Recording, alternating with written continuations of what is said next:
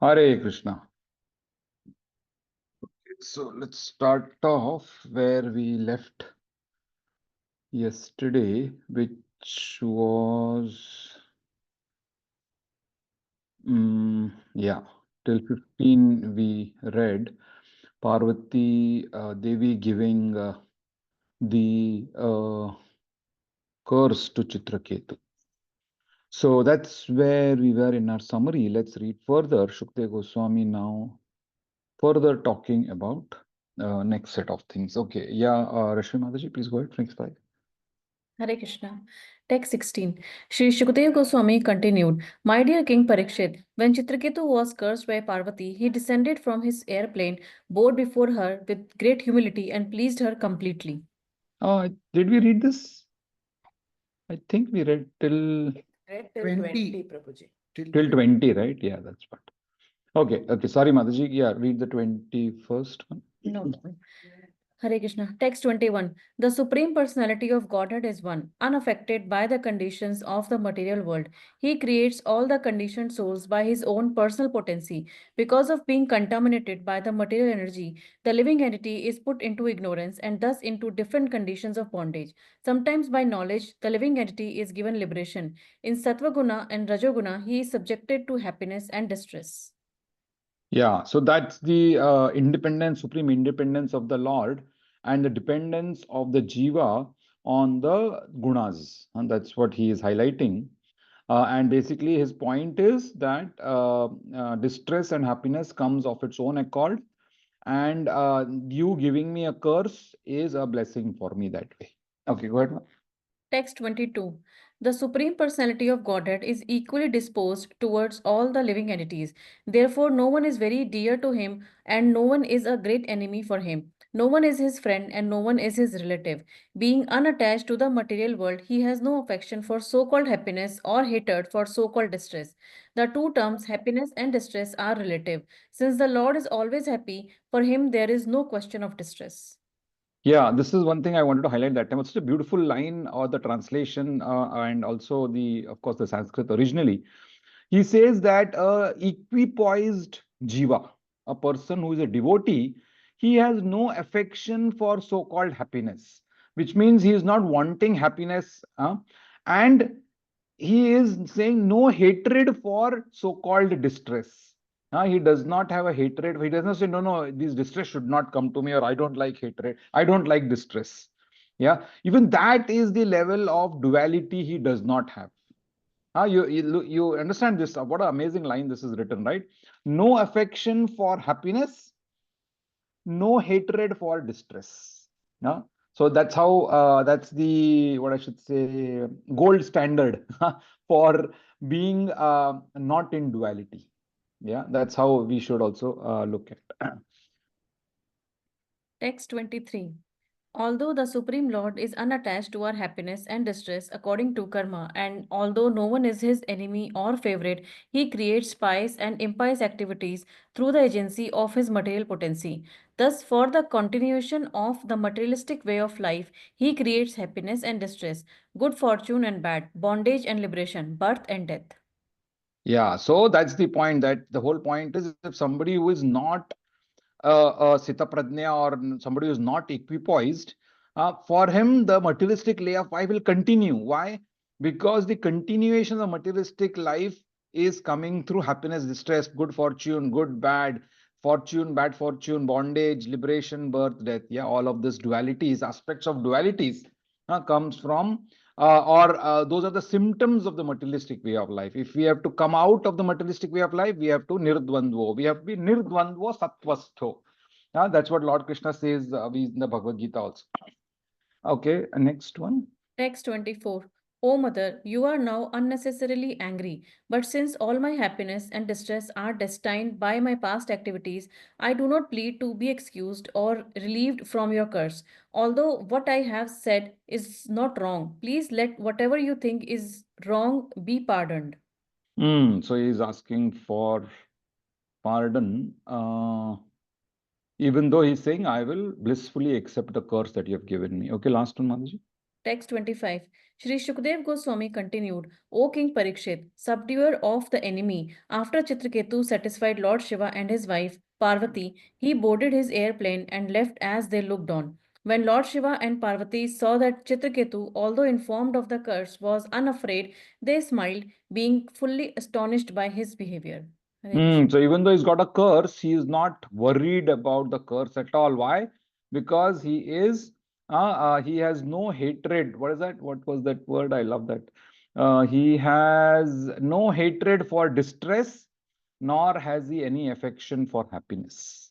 So because of that particular being in the ultimate level of being not in duality, he is taking this curse in his stride. Okay, next 5, we are Srinivasan Prabhu.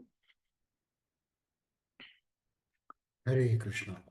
Text 26. Thereafter, in the presence of the great sage Narada, the demons, the inhabitants of Siddhaloka and his personal associates, Lord Shiva, who is most powerful, spoke to his wife Parvati while they all listened. So Lord Shiva is now giving some comments about the entire event. Go ahead. Text 27. Lord Shiva said, My dear beautiful Parvati, have you seen the greatness of the Vaishnavas? Being servants of the Supreme Personality of Godhead, Hari, they are great souls and are not interested in any kind of material happiness. So anything related to material, they are not interested. Their interest is, okay, whatever comes to me, I'm going to offer it to Lord Krishna, not for me. Yeah, that's the position that they take, okay? Because they are not servants of the servants. Text 28. Devotees solely engaged in the devotional service of the Supreme Personality of Godhead, Narayana, never fear any condition of life. For them, the heavenly planets, liberation, and the hellish planets are all the same. For such devotees are interested only in the service of the Lord. So Lord Shiva is now espousing the level of the non-duality that devotees are in. Okay, next. Text 29. Because of the actions of the Supreme Lord's external energy, the living entities are conditioned in contact with material bodies. The dualities of happiness and distress, birth and death, curses and favors are natural byproducts of this contact in the material world. Amazing, right? So Lord Shiva now espousing further as to what is the level of dualities that are existing. He's not talking about curses and favors. Some benedictions that you get or some curses that you get. Most of the time we become happy if we get some benediction. Oh, Mashrak millionaire, if you have one, we'll be so happy. Yeah, but and of course curses, many times we get demotion, we do not get the promotion. Now we do not want those kind of things, we become very unhappy. So that is the difference between an advanced devotee and somebody who is not a devotee. They are always in dualities. Yeah. And they know, the devotees know dualities are a byproduct of this contact with the material world. Now they don't have anything to do with the material world. So therefore, they are not affected by any of the dualities. Okay, go ahead.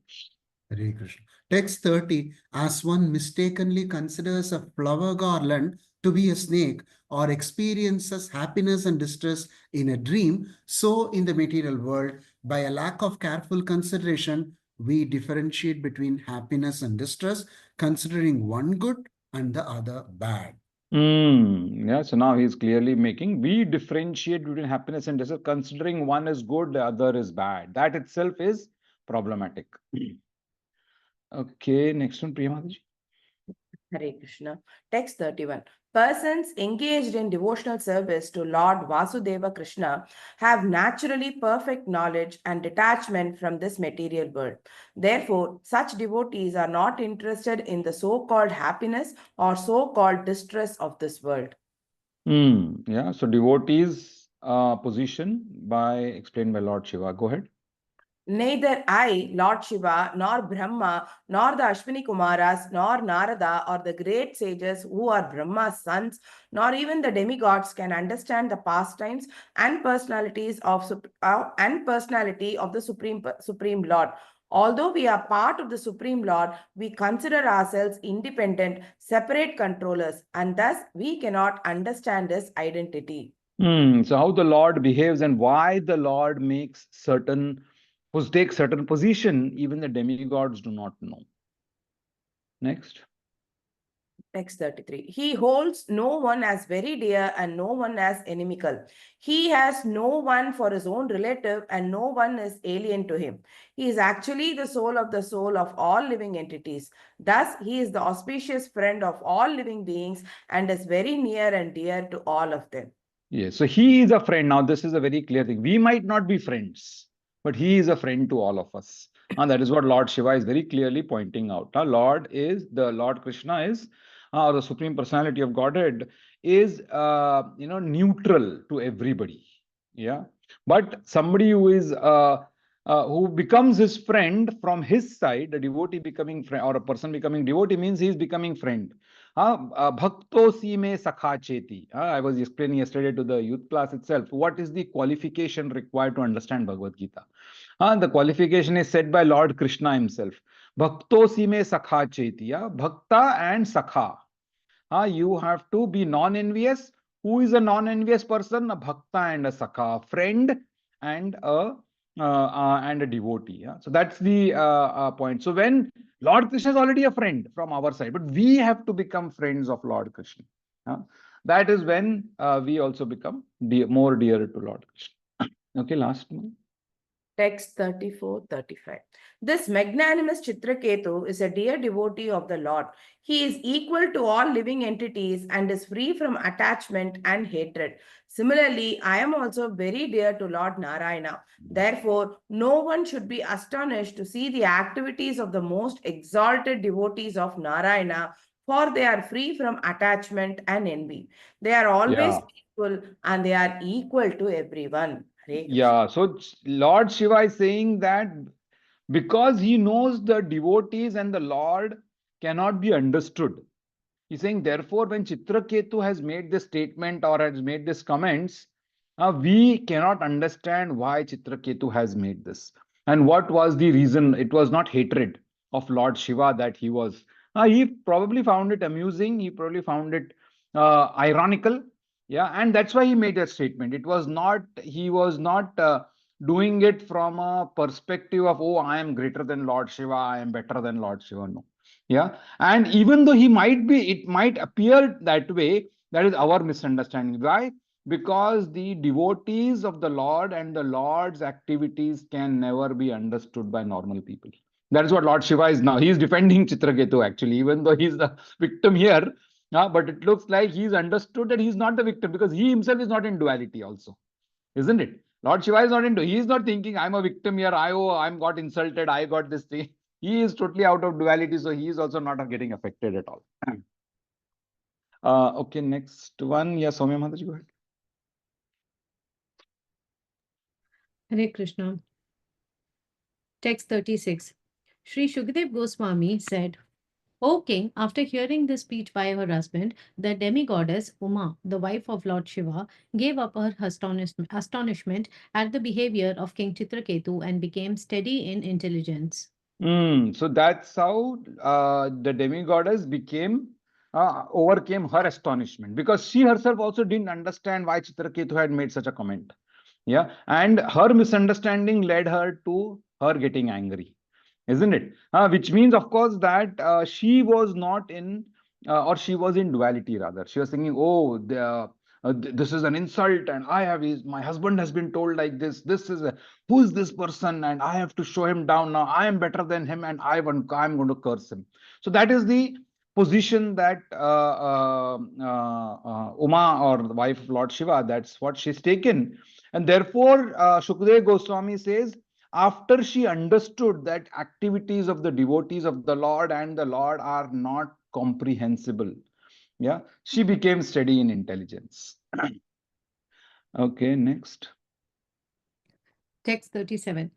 The great devotee Chitraketu was so powerful that he was quite competent to curse Mother Parvati in retaliation, but instead of doing so, he very humbly accepted the curse and bowed his head before Lord Shiva and his wife. This is very much to be appreciated as the standard behavior of a Vaishnava.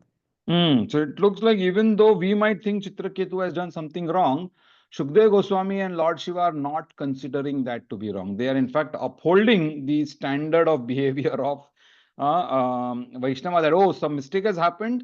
He's taken the punishment in his stride and he has not fought back. He has taken this as Tattenu Kampam Susamikshamano. Whatever comes to me, happiness or curse, distress or the curse or what is it, benediction or distress or happiness is whatever is my past karma, and I'm accepting whatever comes.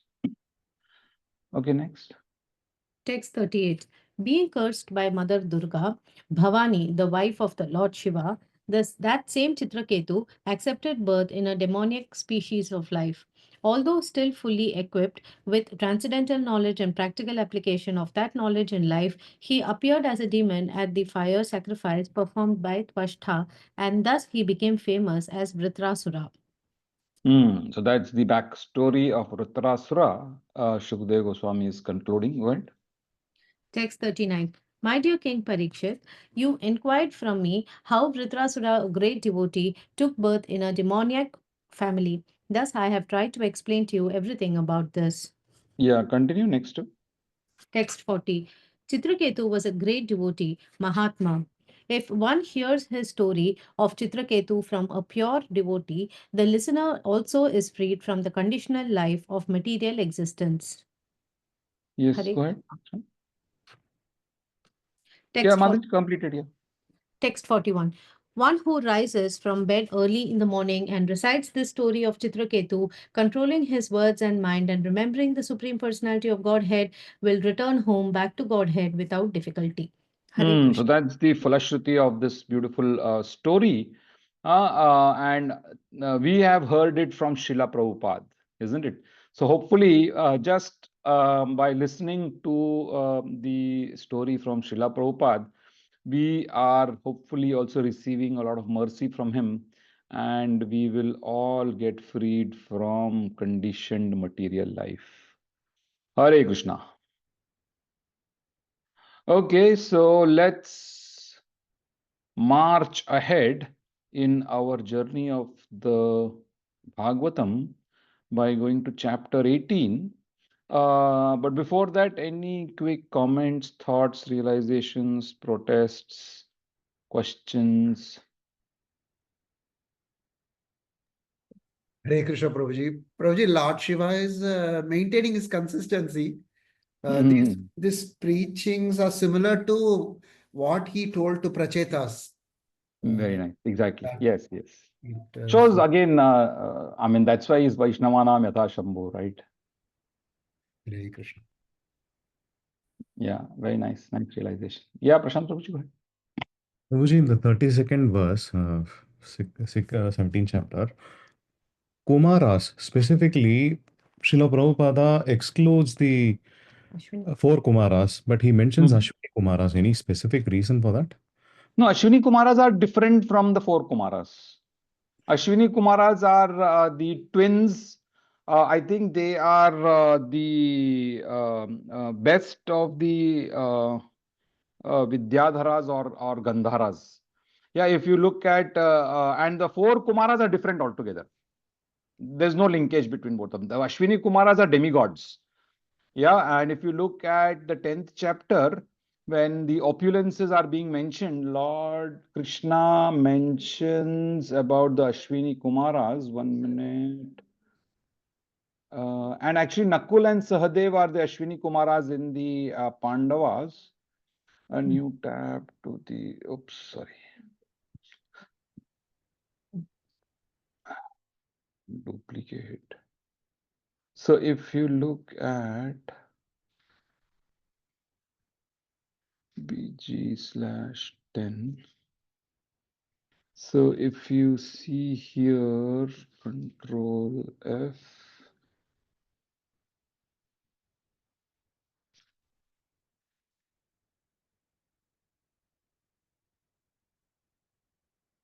Oh, I'm not able to find. I think they are here.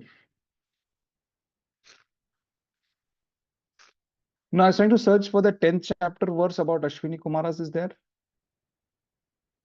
In the Bhagavad Gita, he talks about the Ashwini of the Adityas, the Yakshas.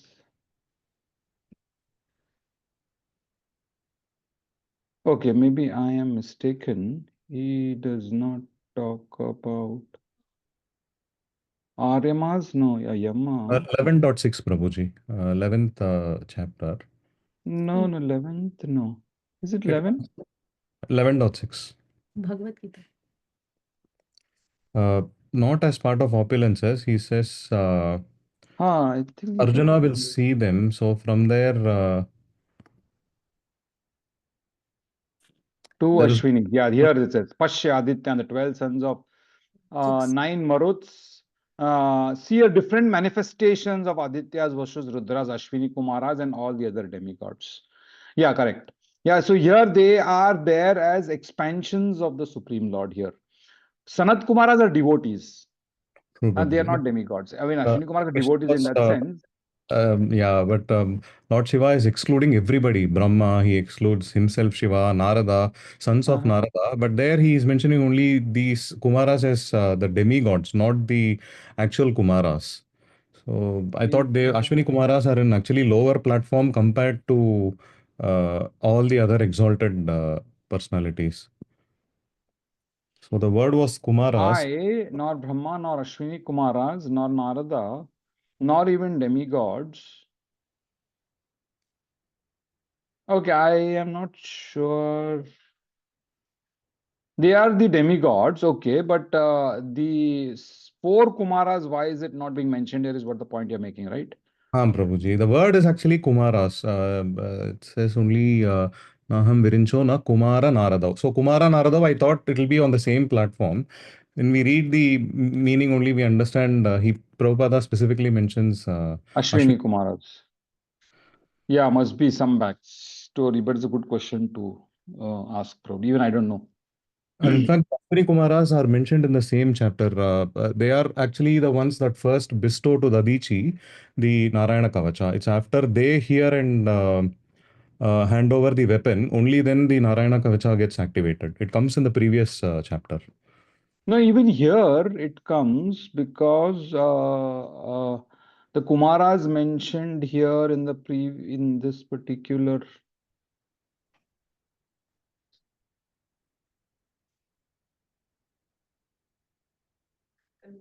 Nor the 4. Here, see, it talks about the 4th and 12th verse.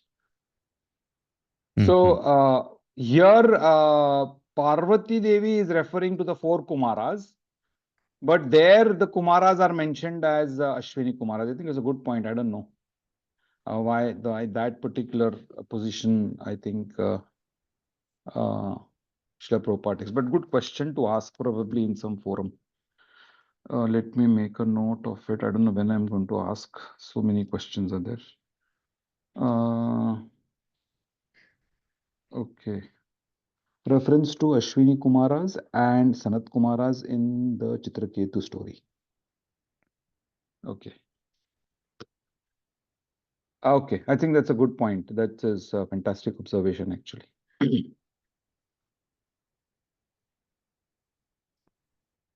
Okay, great. So that is one thing we will check. Okay. So, sorry, any other comment? Any other point?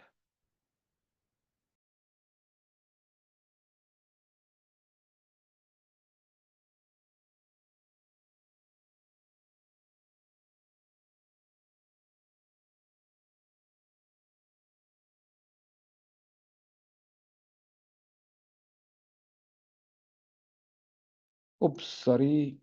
Okay, so let's go ahead. We have another 5 minutes. In chapter 18, it looks like Indra is also getting chastised now from Diti. Diti is the mother of the demigods. So let's read couple of shlokas. Oh, sorry, the demons, Daityas. Yeah, Aditi is mother of demigods. Diti is mother of the Daityas. Okay.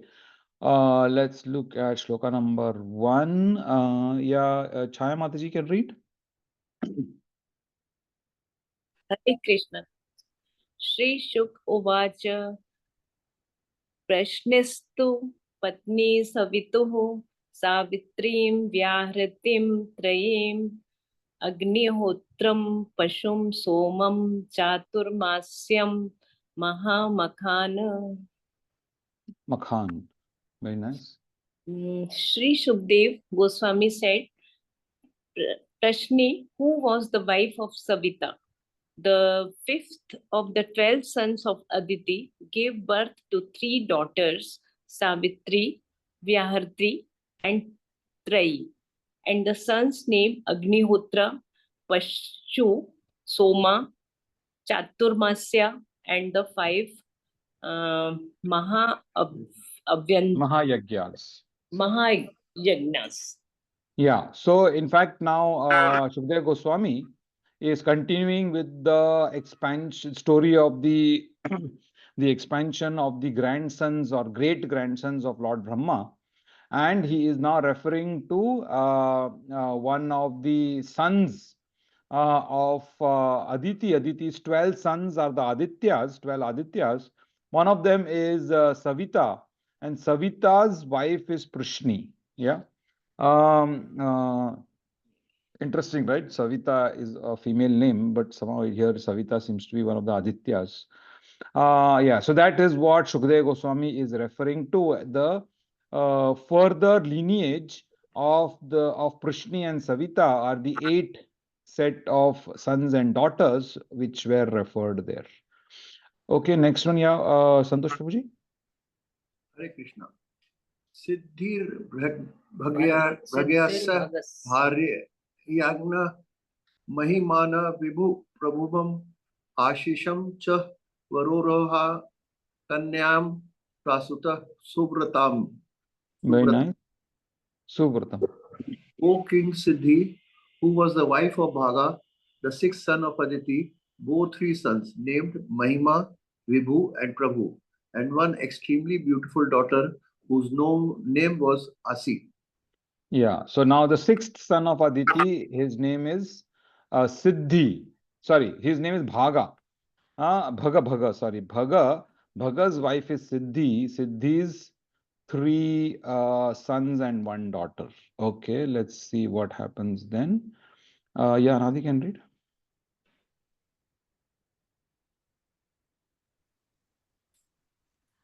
धातुः कुहुः सिनीवाली राका चानुमतिस्तथा सायं दर्शमथ प्रातः पूर्णमासम् अनुक्रमात् अग्निं पुरुष्यान् Dutt क्रियायां समनन्तरः चर्षणे वरुणस्यात्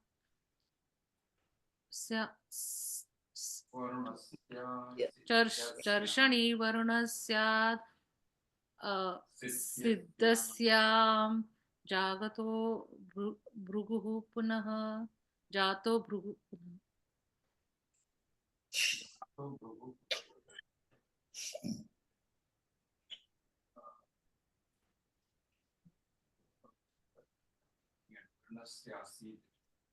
Translation.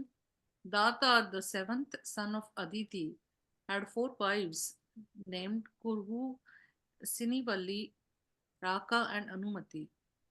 These wives begot 4 sons named Sayam, Darsha, Prata, Purnamasa, respectively. The wife of Vidata, the 8th son of Aditi, was named Kriya. In her, Vidata got the 5 fire gods named Purishas. The wife of Varuna, the 9th son of Aditi, was named Charshangi. Bhrigu, the son of Brahma, took birth again in her womb. Yeah, so again, you need to make a diagram. So again, you need to make a diagram of all of these lineages. Now 7th son, so 3rd son, sorry, 5th son we saw, 6th son we saw, now the 7th son. Seventh son is Dhata, and Dhata, Bhaga, and what is the first one? Sixth one, Savita. Yeah, so three of them is what we are seeing. Their children is what is being mentioned in these set of shlokas. Okay, let's look at the last shloka for the day. Yeah, Mamta Mataji. Hare Krishna. वाल्मीकिश्च महायोगी वल्मीकादय भवत् किल अगस्त्यश्च वसिष्ठश्च मित्रावरुणयोर्ऋषि. Very Translation. nice. By the semen of Varuna, the great mystic Valmiki took birth from an anthill. Anthill. From anthill. Bhrigu and Valmiki were specific son of Varuna, whereas Agastya and Vashishta Rishi were the common sons of Varuna and Mitra, the 10th son of Aditi. Yeah, so further lineage they're being mentioned in terms of who comes from where. So obviously, these were all sons of or grandsons of Diti. Hare Krishna. Okay, so let's stop there for the day. We will close with closing. Please, any comments or thoughts before we close? Yeah, Prashant, go ahead. Just one point to add, Prabhuji. Valmikam, as it mentions, Valmikam means anthill. Yeah. Varaha Puran was spoken to Bhuma Devi. So Bhuma Devi's ears are anthills. Technically, Earth's ears are anthills. Nice. That is how Valmiki had the power to narrate Ramayana without any support. Super, sir. Very nice. Because he is the son of, or rather, he's the ears of Bhumi. Ears of Bhumi. He's heard from Bhagavan directly. So Very nice. Super stuff. Hare Krishna. Okay, so let's close for the day. Rashmi Mataji can do closing prayers.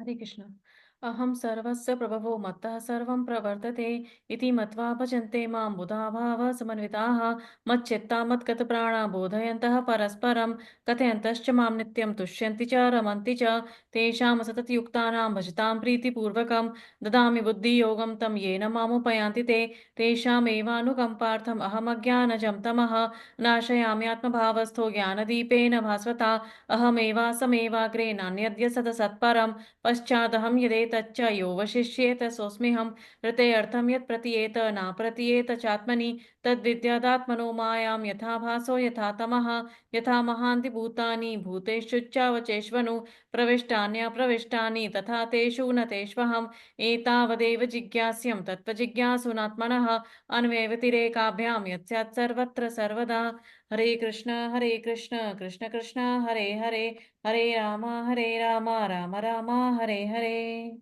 ग्रंथराज Shrimad Bhagavatam की जय, श्रीला प्रभुपाद की जय। हरे Krishna. Hare Krishna. हरे कृष्ण प्रभु जी हरे Krishna Hare Krishna, Hare Krishna.